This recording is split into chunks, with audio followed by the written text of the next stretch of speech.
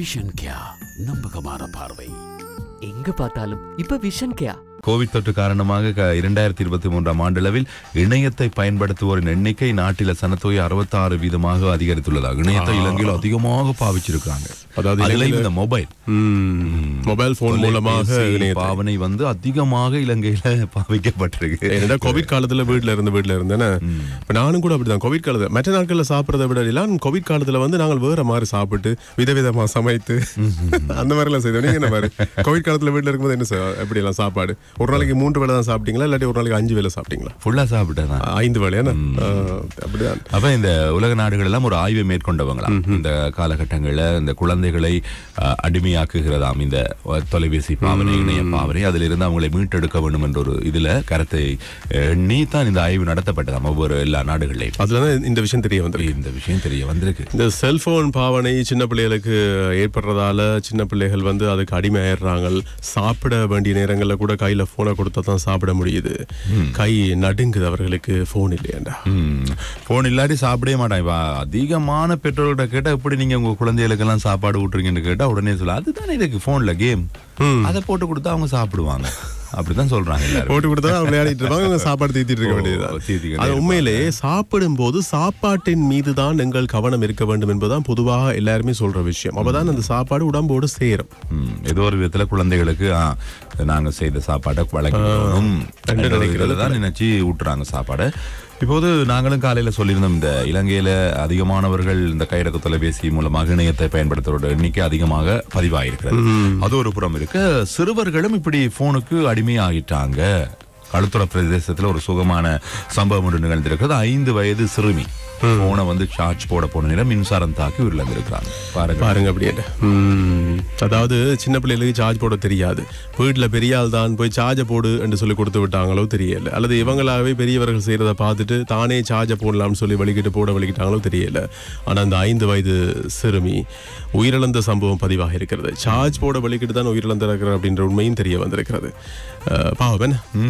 சின்ன பிள்ளைகளை வீட்டில் வளர்க்கும் போது கவனமாக வளர்க்க வேண்டும். பிள்ளைகளுக்கு எல்லா நல்ல விஷயங்களையும் சொல்லிக் கொடுக்க வேண்டும். போனை கொடுக்க வேண்டாம் என்றே சொல்ல இல்ல, ஆனா ஓரளவுக்காவது அதை குறைத்துக் கொள்ளுங்களேன் முடிந்தால். ஒவ்வொரு நாளும் ஒவ்வொரு செய்தி சொல்லுகிறோமா. 1.5 வயது குழந்தை கரட்டு துண்டு சாப்பிட்டு தொண்டையில் சிக்கி உயிரிழந்த சம்பவம் நேற்று நாங்க சொல்லியிருந்தோம். இன்றைக்கு இப்படி ஒவ்வொரு நாளும் அந்த கவனையின்மை இல்லை பெற்றோர்கள் மத்தியில தான். இது பெற்றோர்களுக்கு தான் இதெல்லாம் சொல்லிக் கொண்டிருக்கும். அவங்க இப்படி எல்லாம் இருக்கிறாங்கன்னு சொல்லி பாருங்க ஒவ்வொரு இடங்களையும். என்ன சைந்தவி ஜிவி பிரகாஷ் திருமண முடிவுக்கு வந்திருக்கிறது. முறிவு இல்லற வாழ்க்கையில் முறிவு 11 வருடங்கள் காதலித்து திருமணம் முடிச்சிருந்தாங்க.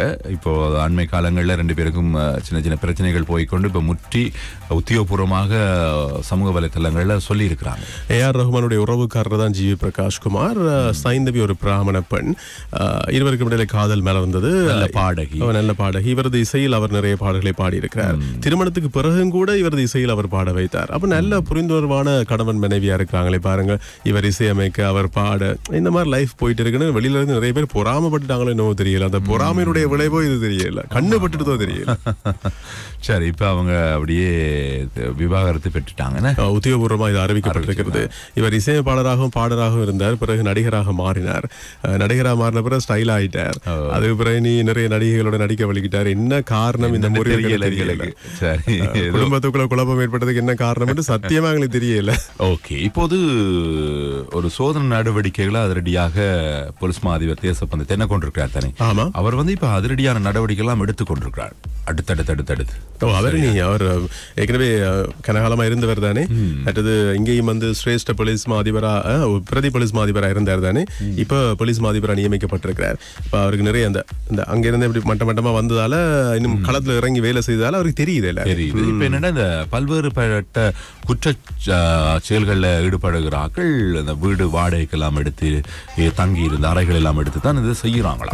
அதனால இப்ப ஒரு சிலர் செய்கிறதுனால தான் எல்லாருக்கும் பாதிப்பு ஏற்படும் என்று சொல்லுவாங்க.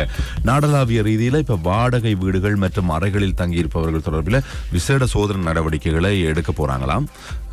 இப்ப வந்து இப்ப ஒவ்வொரு கிராம சேவர்கள் பிரிவிற்கு தானே அதன் மூலமாகத்தான் தகவல்களை திரட்ட போறாங்க. இவங்க அதுதான் போல ஞாயிற்றுக்கிழமை அங்கட பெரியம்மா வீட்டை போயிருந்தான்.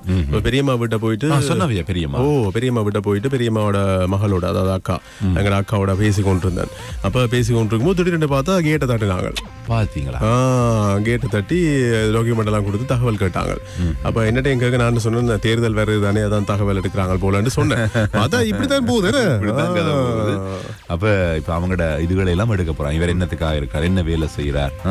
சரி அப்படி என்ன ரைட், ஓகே நீங்க போயிட்டு வாங்க. இந்த மாதிரிதான்.